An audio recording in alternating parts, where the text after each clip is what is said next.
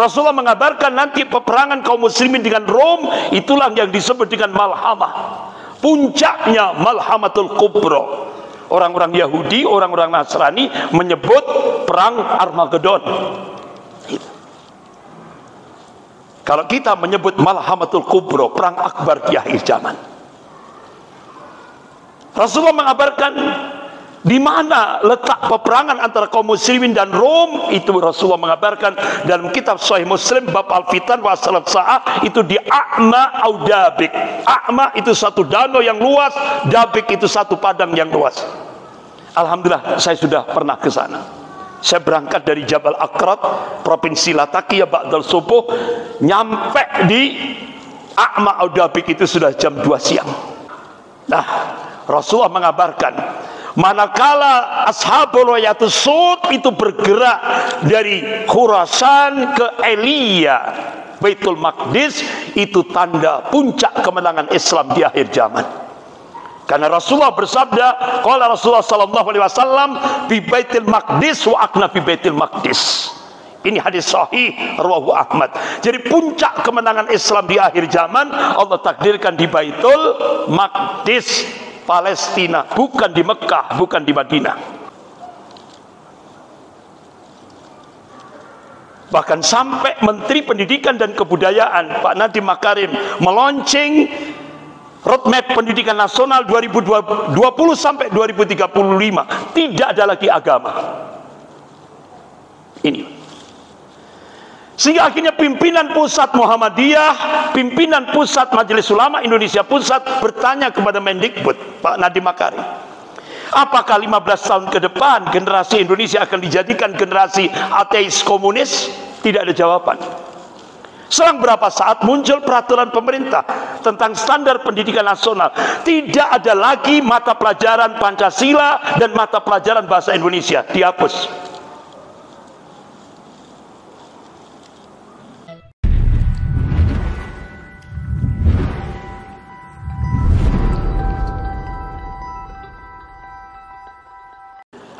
Allah subhanahu wa ta'ala yang menguasai rotasi alam jagat raya ini.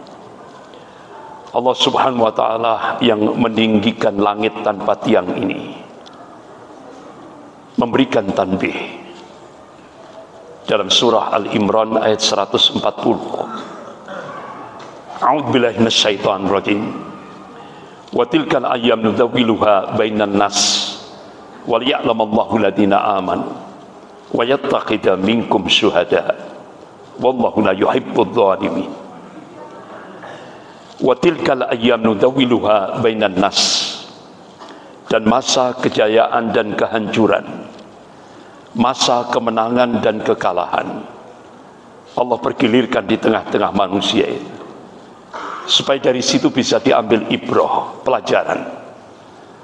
Waliya'lamallahu alladziina amanu, dan Allah ingin menunjukkan bukti kebenaran ini pada hamba-hambanya yang amanu, yang beriman kepada Allah, yang mewahid, yang mentauhidkan Allah dalam segala aspek kehidupan ini.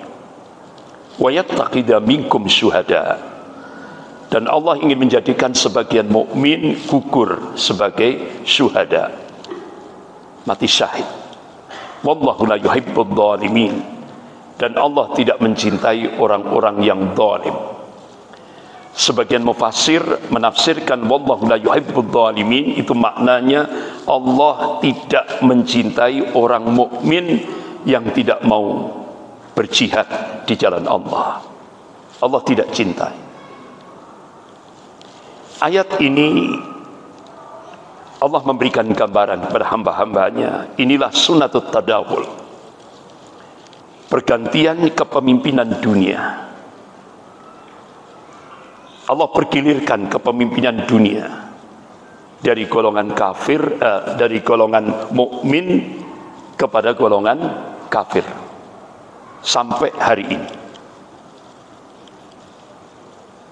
Bahkan Rasulullah SAW juga mengabarkan, manakala kita mendapatkan kabar dari Rasulullah SAW, kita harus sikapi dengan tasdiquhu fima akbar.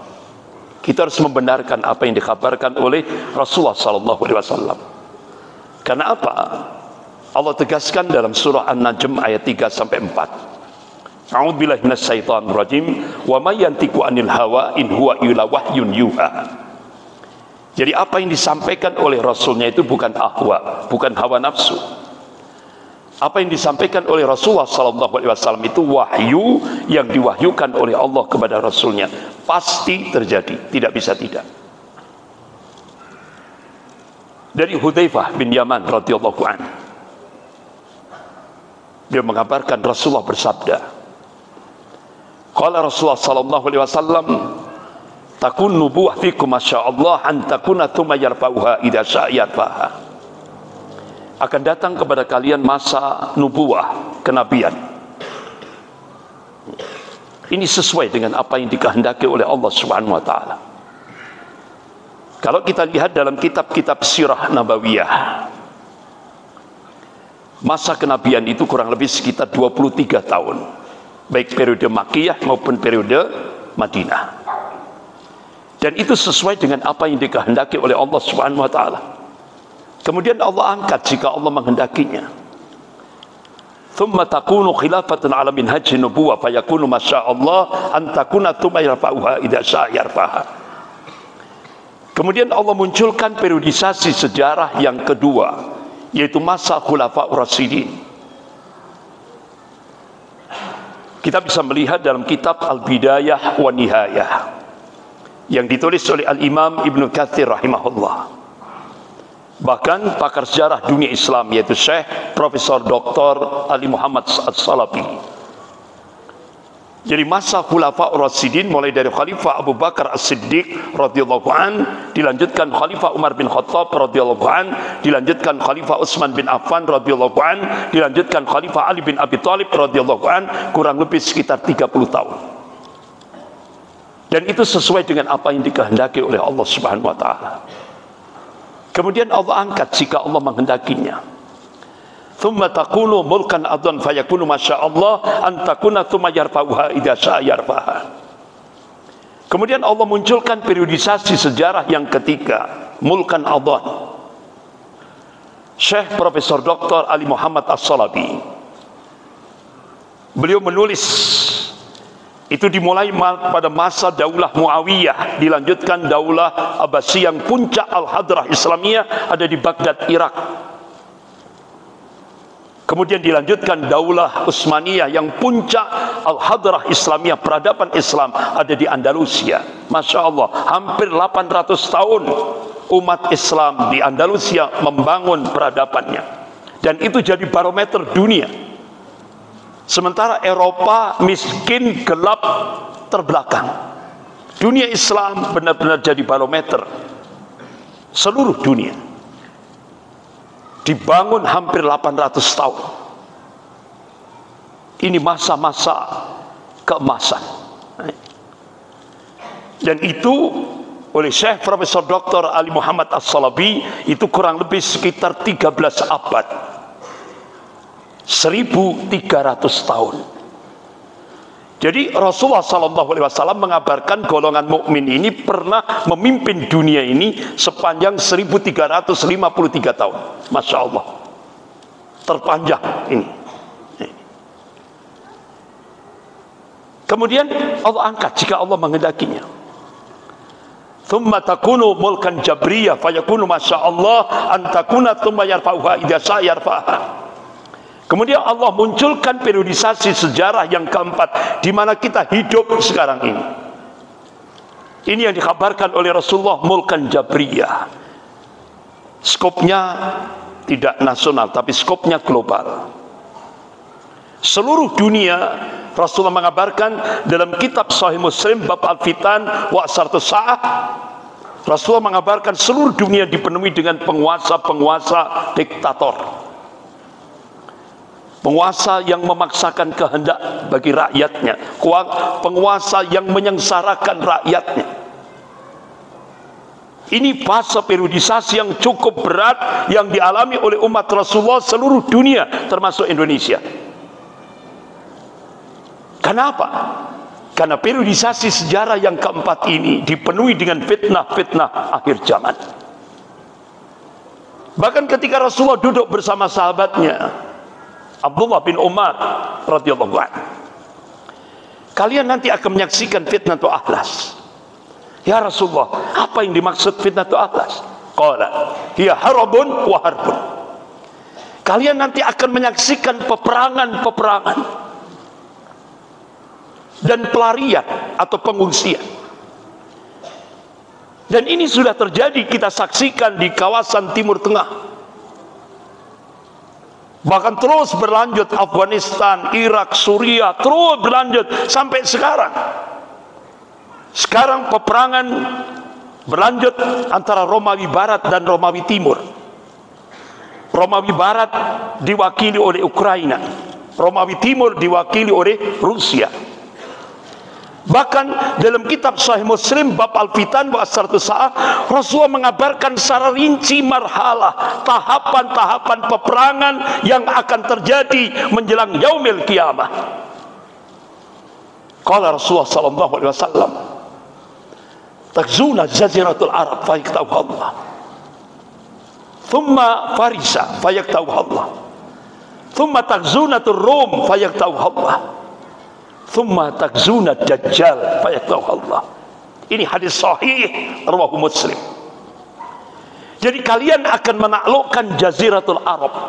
Ulama-ulama hadis ketika menafsirkan hadis ini maknanya diktator Sunni akan ditaklukkan dan kalian akan menaklukkannya. Dan Allah akan menaklukkannya. Dan itu sudah terjadi, sudah kita lihat.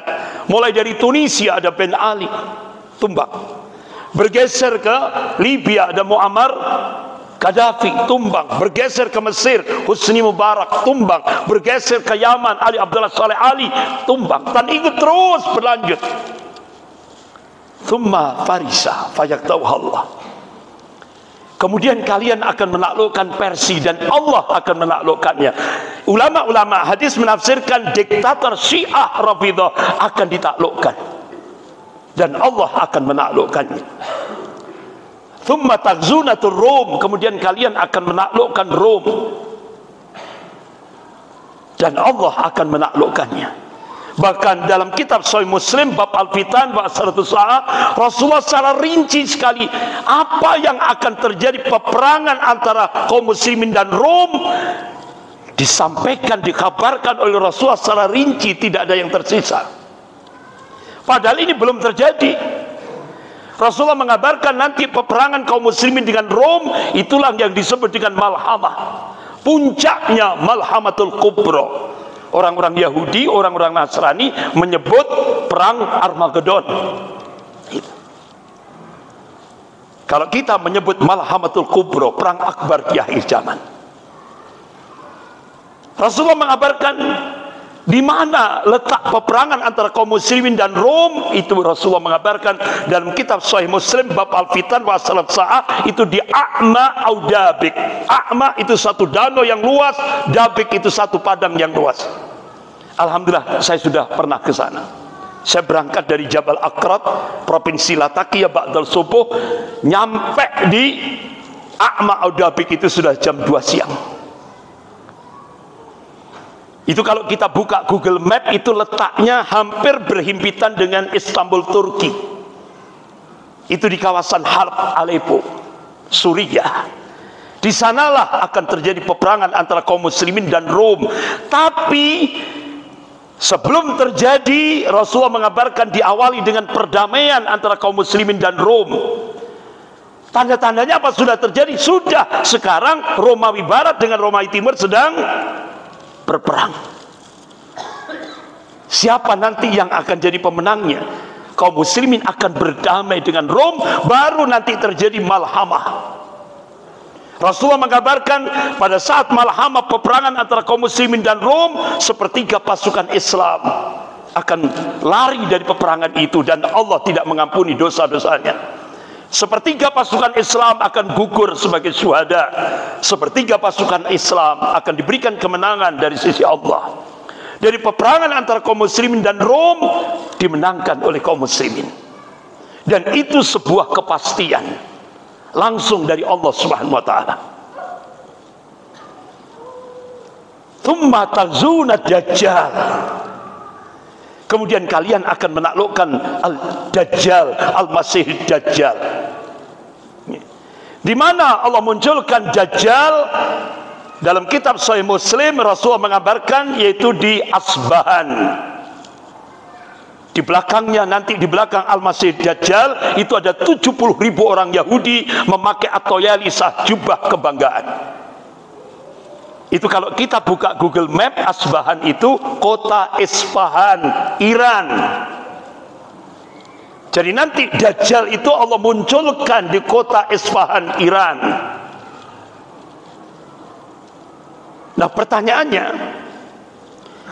apakah sudah muncul tanda-tanda? Sudah. Duta Besar Amerika untuk Iran menulis sebuah buku Mission to Iran. Jadi ternyata sekarang di kota Isfahan itu ada 80.000 orang Yahudi. Berarti tanda-tanda itu sudah mulai nampak. Semakin menambah keimanan kita kepada apa yang dikabarkan oleh Rasulullah SAW. Memang Dajjal yang asli belum muncul, tapi sistem Dajjal itu sudah meluas di mana-mana, termasuk di Banjarbaru. Sampai di rumah tangga kita, sistem Dajjal itu sudah masuk. Tapi nanti ada pembahasan sendiri, nggak bisa saya sampaikan sekarang. Ini sistem Dajjal, bahayanya sistem Dajjal. Jadi mudah-mudahan besok pagi kita bahas di Masjid Istiqomah, insya Allah, tentang bahayanya sistem Dajjal ini. Bapak-bapak, ibu-ibu yang dimuliakan Allah. Jadi itulah marhalah. Kemudian Allah angkat jika Allah menghendakinya. Tsumma takunu khilafatan al minhaj nubuwah. Ini hadis sahih rawahu Ahmad. Ada beberapa ulama-ulama hadis menyatakan ini hadisnya hasan. Jadi status hadisnya hasan. Bapak-bapak, ibu-ibu yang dimuliakan Allah. Itulah yang disebut pada periodisasi yang kelima, itu adalah Khalifatullah Al-Mahdi, Imam Mahdi. Beliau dibaiat di depan Ka'bah. Dalam kitab Sahih Muslim bab Al-Fitan wa Asrarus Sa'ah, Rasulullah mengabarkan tepat tempat pembaiatan Khalifatullah Al-Mahdi itu antara Hajar Aswad dan Maqam Ibrahim, di tengah-tengahnya. Nah, Rasulullah mengabarkan, manakala Ashabul Rayatus Sud itu bergerak dari Khurasan ke Elia, Baitul Maqdis, itu tanda puncak kemenangan Islam di akhir zaman. Karena Rasulullah bersabda, qala Rasulullah sallallahu alaihi wasallam, bi Baitul Maqdis wa akna bi Baitul Maqdis. Ini hadis sahih rawahu Ahmad. Jadi puncak kemenangan Islam di akhir zaman Allah takdirkan di Baitul Maqdis, Palestina, bukan di Mekah, bukan di Madinah. Bapak-bapak, ibu-ibu yang dimuliakan Allah. Itulah gambaran Rasulullah mengabarkan tentang kejadian-kejadian yang akan terjadi sebelum yaumil kiamah. Kita balik lagi ke periodisasi sejarah yang keempat di mana kita hidup. Allah mengabarkan, Allah ganti kepemimpinan dunia dari golongan mukmin pada golongan kafir. Nah, kita korelasikan di Indonesia, benar tidak? Sekarang kita dikendalikan golongan kafir, benar tidak? Benar Pak? Hak Pak? Benar. Kita sekarang dikendalikan Cina dan Amerika, benar tidak? Kita sekarang dicengkeram oleh dua negara adidaya, Cina dan Amerika. Ini nyata, hak. Allah kabarkan dalam surah Al-Imran ayat 140, inilah sunnatut tadawun, pergantian kepemimpinan dunia. Ini ujian yang diberikan oleh Allah untuk Indonesia. Allah ingatkan dalam surah Al-Ankabut ayat 2-3. A'udzubillahi minasyaitonir rajim. Ahasiban nas ayyutraku ayyaqulu amanna wa hum la yuftanun Walaqad fatana alladziina min qablihim falya'lamanna Allahu alladziina shadaqu wa la'lamanna al-kadzibin. Apakah manusia mengira mereka dibiarkan begitu saja? Hanya cukup mengatakan, ya Allah, saya telah beriman. Kata Allah, belum cukup. Hingga Allah turunkan mihnah, ujian, cobaan, tantangan, tribulasi kehidupan. Justru dengan ujian itu Allah ingin tahu siapa yang istiqomah imannya. Dan Allah juga ingin tahu siapa yang dusta akan keimanannya. Bahkan dengan ujian, cobaan, tantangan, tribulasi kehidupan itu, Allah ingin, kalau kita korelasikan di Indonesia, Allah ingin membersihkan barisan mukmin dari orang-orang munafik.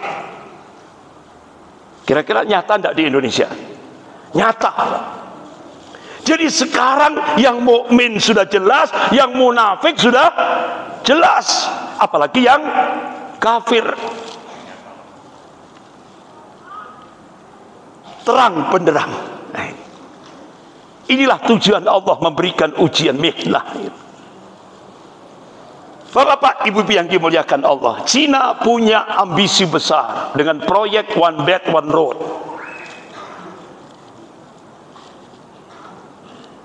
Proyek ambisi Cina dengan proyeknya One Belt One Road itu mengarah kepada 65 negara, bahkan 70% populasi dunia, termasuk Indonesia. Bahkan bapak-bapak, ibu yang dimuliakan Allah, banyak pengamat-pengamat militer, ahli-ahli intelijen sudah mengabarkan yang dilakukan Cina untuk Indonesia itu bukan lagi perang militer. Kalau bahasa militernya perang near militer. Kalau bahasa intelijen perang asimetris. Ini. Jadi Indonesia dibuat bergantung food security dan energy security. Ini. Dan itu sudah terjadi. Bahkan bapak-bapak, ibu yang dimuliakan Allah, Wakil Perdana Menteri Cina Liu Yangdong datang ke Auditorium FISIP Universitas Indonesia hari Rabu tanggal 27 Mei 2015. Beliau menyampaikan konsekuensi Indonesia mendapatkan bantuan hutang tahap pertama dari Cina 647 triliun. Ada syarat yang harus dipenuhi oleh Indonesia. Karena Cina tidak ada istilah free lunch, makan siang gratis, tidak ada istilah itu. Ada take and give. Apa syaratnya? Yang pertama, agama harus dipinggirkan dalam kehidupan berbangsa dan bernegara. Sudah terjadi? Sudah, nyata.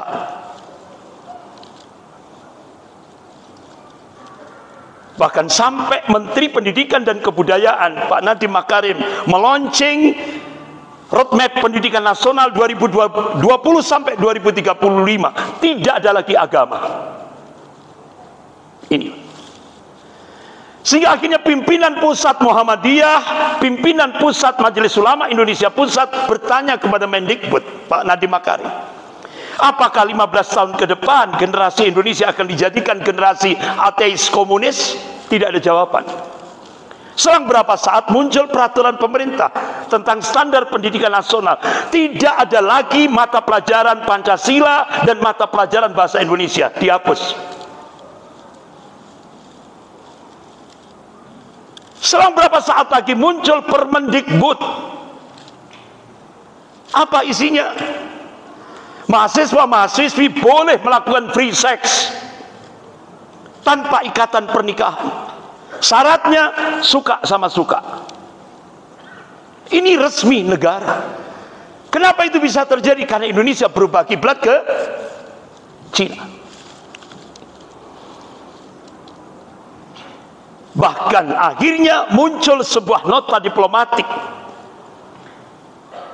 dari kedubes Amerika dengan kode referensi Beijing 1448. Isinya apa? Kementerian Luar Negeri Cina dan Kementerian Luar Negeri Amerika sepakat melakukan akselerasi, percepatan, ingin menjadikan Indonesia menjadi sebuah negara sekuler. Artinya agama harus dipisah dalam kehidupan berbangsa dan bernegara. Jadi Indonesia mau dijadikan seperti Turki masa lalu. Kira-kira tanda-tanda itu sudah mulai muncul apa enggak? Sudah. Hak nyata. Inilah ujian Allah. Dan ini masa-masa yang berat bagi kaum muslimin. Sehingga sekarang bapak-bapak, ibu-ibu bisa melihat, tidak hanya negara yang mau disekulerkan, sekarang ormas sudah mau disekulerkan. Dan itu sudah terjadi. Ormas Islam sudah disekulerkan. Dan itu akan terus berlanjut pada istimewa Islamiyah. Masyarakat Islam akan terus bergerak pada usratul Islamiyah, keluarga-keluarga muslim. Oleh karena itu, selamatkan keluarga muslim dari virus sekularisme, liberalisme yang sekarang semarak di Indonesia ini. Bapak-bapak, ibu-ibu yang dimuliakan Allah. Bahkan kalau kita lihat realitas di lapangan, bagaimana cara strategi Amerika merusak generasi Indonesia lewat pornografi. Sehingga akhirnya Indonesia sami'na wa ata'na. Situs-situs Islam dibredel. Situs-situs pornografi dibuka lebar-lebar sampai tingkat desa.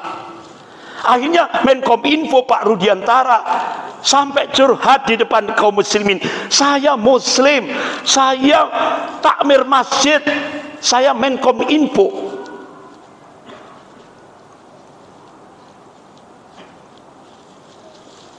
Tapi beliau tidak bisa berbuat apa-apa. Akhirnya situs Islam dibredel. Dan akhirnya apa yang terjadi? Implikasinya sekarang di Indonesia, lembaga-lembaga riset mempublish hasil risetnya.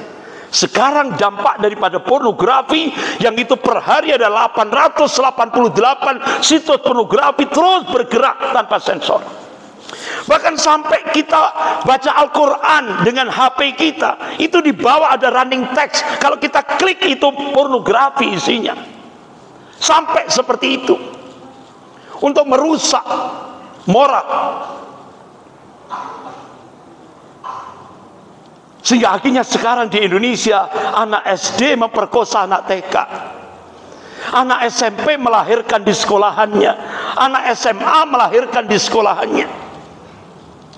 Bahkan di Jogja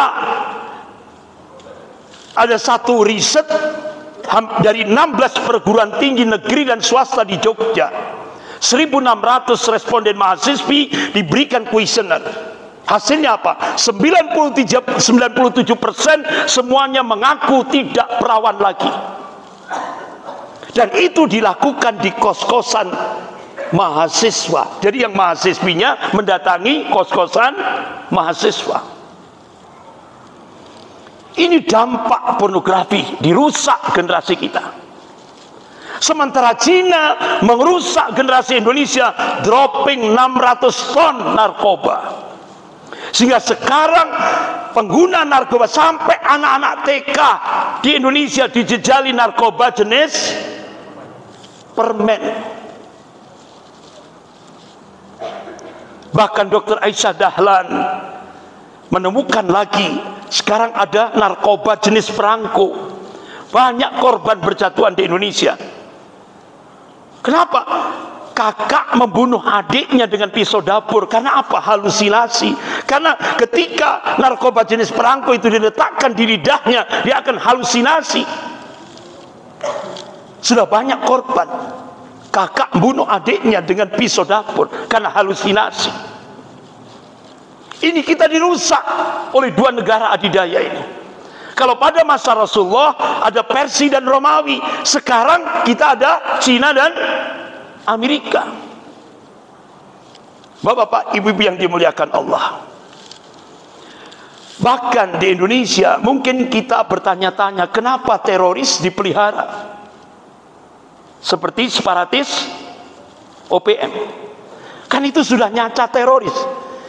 Tapi yang diberi stigma teroris umat Islam. Sementara teroris yang asli dipelihara. tidak dihabisi. Bahkan Jenderal Dudung menyatakan separatis OPM itu saudara kita, ulama musuh kita. Astagfirullah. Kenapa ini bisa terjadi? Akhirnya Letnan Jenderal Purnawirawan Kiki Sanakri mendapatkan jawaban. Jadi ternyata di Melbourne, Australia, Bapak-bapak, Ibu yang dimuliakan Allah, itu muncul ada sebuah seminar internasional di Melbourne, Australia.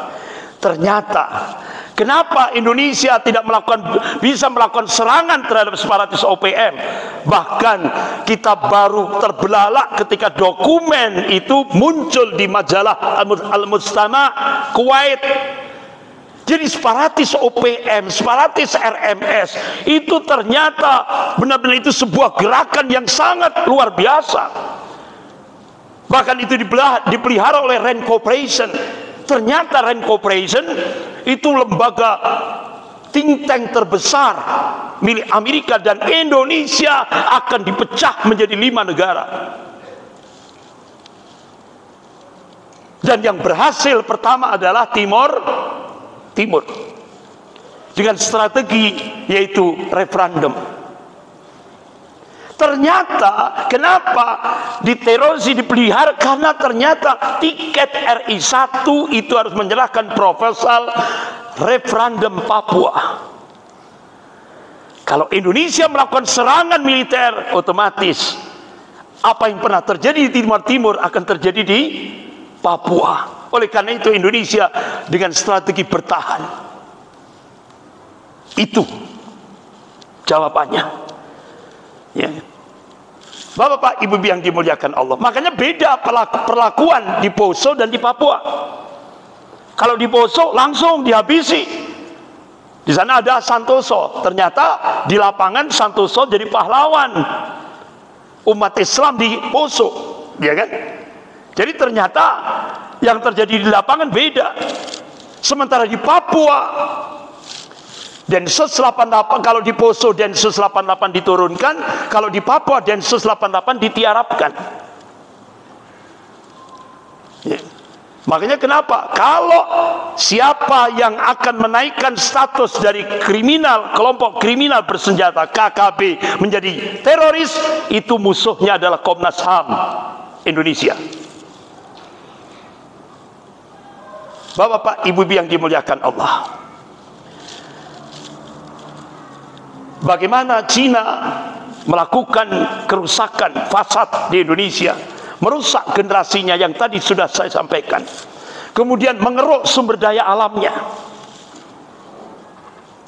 Semua sumber daya alam di Indonesia sudah dikuasai oleh 2 negara adidaya. Freeport dikuasai oleh Yahudi Amerika. Bahkan itu masa sewanya sudah selesai, tapi tidak bisa. Kita dibuat bergantung. Karena ternyata di bawah tambang emas Freeport itu ada uranium. Itu yang dikejar. Ternyata ada lagi tambang emas yang lebih besar dari Freeport, yaitu Halmahera. Siapa yang menguasai tambang emas Halmahera yang lebih besar dari Freeport? Siapa? Cina. Nikel. Siapa yang menguasai nikel? Morowali. Cina. Sampai ada 2 pakar kimia dari Indonesia diundang ke Cina, dihadapkan oleh pakar kimia dari Cina, umurnya 84 tahun. Terjadilah dialog. Kami di Cina sudah bikin power bank. Nah, power bank itu kalau di Indonesia dibuat untuk ngecas HP, ya kan? Kalau di Cina itu bisa diisi 15.000 kilowatt energi listrik. Nah, kita beli token listrik 100.000 dapat berapa watt itu? 60 ya? 60 watt. 63 watt, ya kan? Ini 15.000 kilowatt.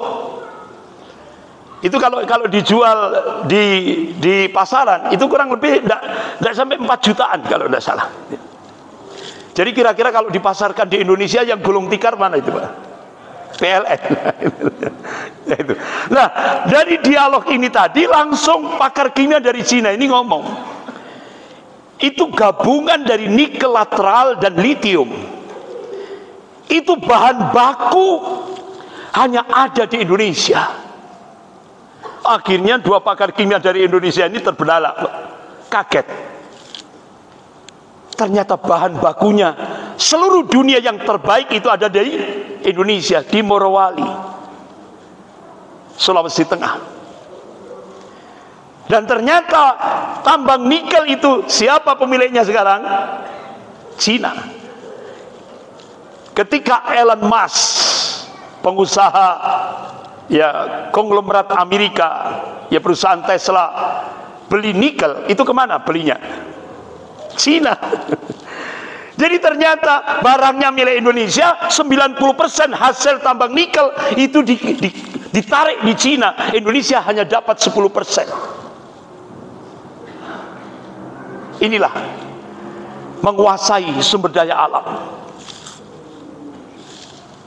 Bahkan sampai kota kecil Bojonegoro, Jawa Timur, di sana ada blok minyak Cepu. Siapa yang menguasai? Exxon Mobil, Yahudi, Amerika.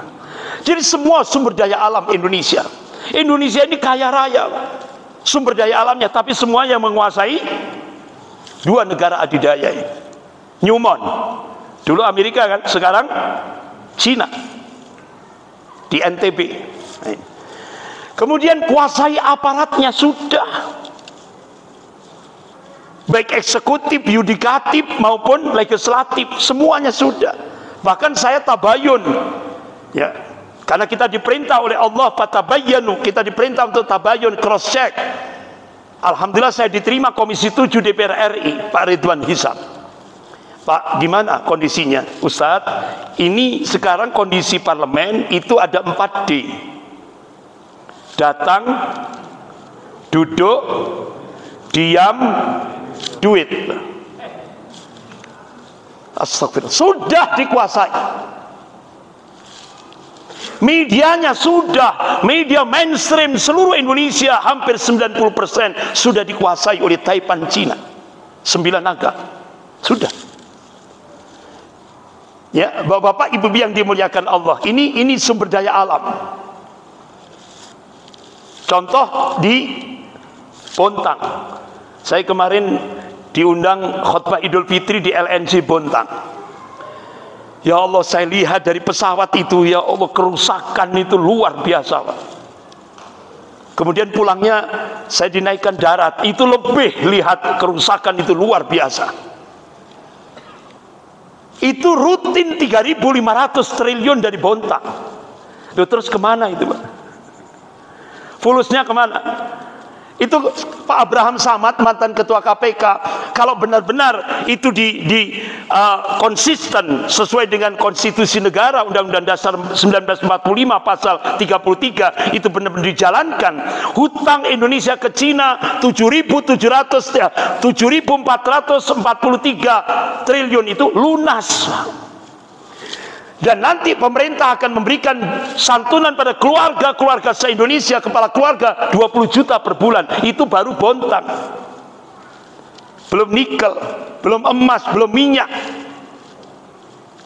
Terus kemana? Pertanyaannya kemana, Pak? Nah, akhirnya kan terbongkar pada saat persidangan Jenderal Sambo. Ada Ismail Bolong, ya kan? Dia memberikan support 90 miliar rutin pada Kabareskrim, ya kan? Akhirnya terbongkar, dari situlah terbongkar. Jangankan kita, ini Gubernur BI curhat di media. Ekspor Indonesia itu ribuan triliun, tapi dolarnya kemana? Ini Gubernur BI tanda tanya, kemana? Berarti pengkhianat bangsa dengan penyelamat bangsa lebih banyak apa? Inilah kuasai medianya. Setelah dikuasai media, otomatis, Pak, Karena media semua hampir 90% dikuasai Taipan Cina. Nah, yang melakukan korupsi besar-besaran itu kan tidak ada kan yang orang Arab? Tidak ada. Coba ini lihat orang Arab apa? Orang Cina kan? Semua koruptor kelas kakap itu BLBI dan semuanya kan Cina kan? Tapi yang disudutkan Arab, kadrun, Arab, Islam, Muslim. Karena apa? Karena semua media informasi dikuasai, hampir 90% dikuasai oleh Taipan Cina. Akhirnya kita umat Islam dijadikan bulan-bulanan lewat media informasi. Makanya jangan kaget, tokoh Yahudi, ya kan, itu memberikan statement, kalau kamu ingin menguasai senjata abad modern itu ada 3: kuasai media informasi, kuasai lobby, dan kuasai public relation. 3 senjata modern itu. Nah, ternyata media informasi sudah dikuasai Taipan Cina 9 naga. Lobby, kekuatan lobby sudah dikuasai 9 naga. Apalagi public relation sudah dikuasai 9 naga. Umat Islam mayoritas di Indonesia, yaitu tadi digambarkan oleh Rasulullah seperti buih di lautan. Itu mayoritas, tapi diperlakukan seperti minoritas. Itulah yang terjadi. Kemudian suap pejabatnya sudah saya sampaikan tadi, adu domba agamanya. Coba kita lihat berapa biaya mengadu domba umat Islam. 20 triliun untuk adu domba. Apalagi sekarang viral, apa itu, lato-lato. Itu simbol, Pak, adu domba rakyat dengan rakyat. Kenapa di Indonesia muncul filosofi lato-lato? Karena ini era politik post-truth. Jadi era politik post-truth itu, Bapak-bapak, Ibu yang dimuliakan Allah, nah, kita skores adzan Isya, habis itu kita lanjutkan sedikit, baru sholat Isya berjamaah. Monggo silakan.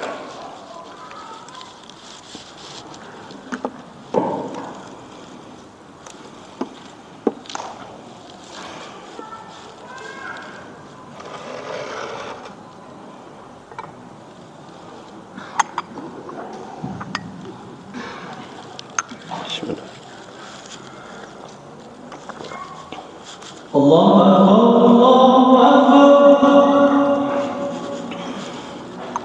Allahu Akbar,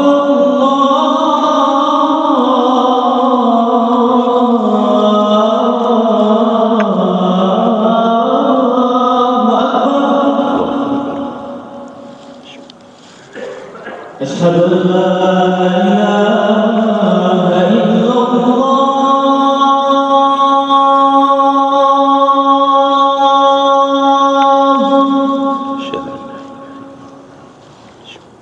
Asyhadu an la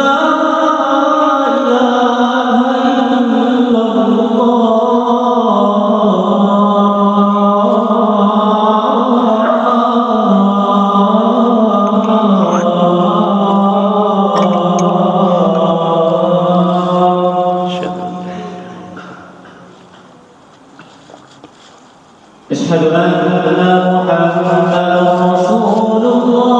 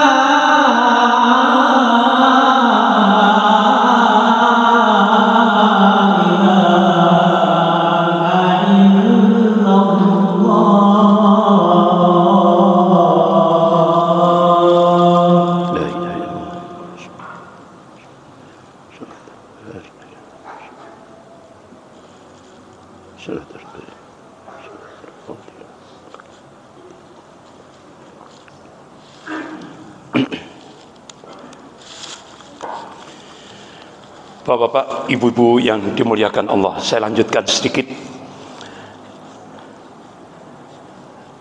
Sekarang Indonesia benar-benar dicengkeram oleh, kalau dulu VOC, kita dijajah hampir 350 tahun oleh Belanda, diawali dengan VOC. Nah sekarang kita, kalau dulu perusahaan Belanda, sekarang perusahaan orang Cina. Nah, bapak-bapak, ibu-ibu yang dimuliakan Allah, kita sekarang benar-benar dijajah oleh, bahasanya elegan, oligarki. Baik oligarki ekonomi maupun oligarki politik. Itu sekarang kita sudah dijajah ini. Indonesia belum merdeka sekarang. Sekarang Indonesia dijajah oleh oligarki, baik ekonomi maupun politik.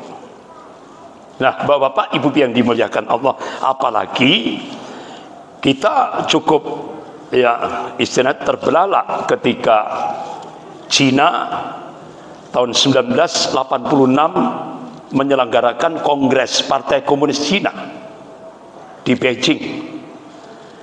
Ternyata yang jadi pokok bahasan itu Indonesia. Hasil rekomendasi dari Kongres Partai Komunis Cina tahun 1986 itu ada 3 hambatan Cina melakukan penetrasi ke Indonesia. Yang pertama, regulasi, undang-undang anti komunis, TAP MPRS nomor 25 tahun 66, undang-undang nomor 27 tahun 1999. Itu benar-benar Cina merasa itu hambatan pertama untuk mencengkeram Indonesia. Kemudian hambatan yang kedua, positioning Pancasila sebagai musuh komunis, itu juga menjadi hambatan yang kedua. Hambatan yang ketiga, sikap anti komunis umat Islam seluruh Indonesia termasuk di Banjarbaru itu solid. Tapi ternyata sekarang 3 hambatan sudah jebol semuanya. Lewat siapa? Pengkhianat bangsa. Ini. Oleh karena itu ketika saya tanya ke Komisi 7 DPR RI Pak Ridwan Hisam, Pak, saya dapat info, benar enggak kader-kader komunis yang duduk di parlemen itu 200 lebih? Benar, Ustaz. Sementara politisi Islam hanya 170-an. Sehingga beberapa perundang-undangan lolos terus karena kita pakai sistem demokrasi liberal, sistem voting semua suara mayoritas. Yang menguasai parlemen sekarang komunis, kader-kader komunis. Bahkan Jenderal Aditya Warmantoha ketika di Masjid Al-Azhar Jakarta Selatan, itu kader-kader komunis yang jadi bupati, yang jadi wali kota, yang jadi staf menteri, yang sudah semua di pemerintahan sudah banyak, tidak ada banyak Pak, banyak. Itu. Kenapa? Hapus, Litsus sudah hapus. Sudah banyak, makanya Profesor Salim Said, Guru Besar Ilmu Politik dan Militer Universitas Indonesia, beliau memberikan statement di video pendeknya. Jadi sekarang kader-kader komunis di Indonesia itu sudah melakukan balas dendam kepada umat Islam dan ulamanya dengan menggunakan kekuasaan. Saya kira kalau yang ngomong ini Profesor Salim Said, beliau tidak sekedar ngomong, beliau punya data karena beliau guru besar, beliau dosen di Angkatan Darat. Ini. Nah, Bapak-bapak, Ibu-ibu yang dimuliakan Allah, inilah realitas yang ada. Bagaimana? Apakah Rasulullah SAW membiarkan kondisi umat seperti ini? Tidak. Rasulullah memberikan solusi syar'i. Qala Rasulullah SAW, "Idza tabayatum bil 'inah." Jika kalian bermuamalah dengan cara-cara al-inah, al-inah itu salah satu sistem riba. Wa akhadtum adnabal baqari wa raditum bijar'i, ini bahasa kinayah. Kalian pegang ekor-ekor sapi, kalian ridho dengan bercocok tanam. Artinya ulama-ulama hadis menafsirkan, jika umat Islam sistem muamalahnya dengan sistem riba, umat Islam sibuk dengan dunia, wa taraktumul jihad fisabilillah, umat Islam meninggalkan al jihad fisabilillah, sallallahu alaikum dullah. Kata Rasulullah, Allah turunkan kehinaan. Dan ini sudah terjadi di Indonesia. Kita mayoritas tadi dipaksa jadi minoritas. Kita tidak lagi sebagai subjek tapi jadi objek. Itulah kondisi umat Islam di Indonesia kekinian, kontemporer. Nah, bagaimana Rasulullah memberikan solusi? Hatta tarji' ila dinikum, hingga kalian kembali kepada din, hingga kalian kembali kepada agama kalian. Ini ulama-ulama hadis menafsirkan, jika umat Islam, kalau kita korelasikan di Indonesia, jika umat Islam Indonesia bangkit semangat jihadnya, insya Allah Allah akan cabut dari kehinaan itu. Dan alhamdulillah, sekarang kita lihat di Jawa, ulama-ulama sudah mulai turun gunung. Kalau sudah ulama turun gunung, itu berarti Indonesia sedang ada apa-apa. Ulama-ulama Jawa Timur melakukan perlawanan terhadap oligarki. Ulama-ulama Jawa Barat melakukan perlawanan terhadap Islamofobia. Jadi klop sudah ini. Jadi bahkan istimewa ulama ketiga di Hotel Sentul Bogor itu diikuti oleh seluruh ulama se-Indonesia, termasuk dari Kalimantan. Ulama memilih opsi keempat, insya Allah, untuk menyelamatkan Indonesia. Kenapa? Mantan Panglima TNI Bapak Jenderal Gatot Nurmantio, Purnawirawan Gatot Nurmantio memberikan statement, benteng terakhir NKRI adalah umat Islam. Itu.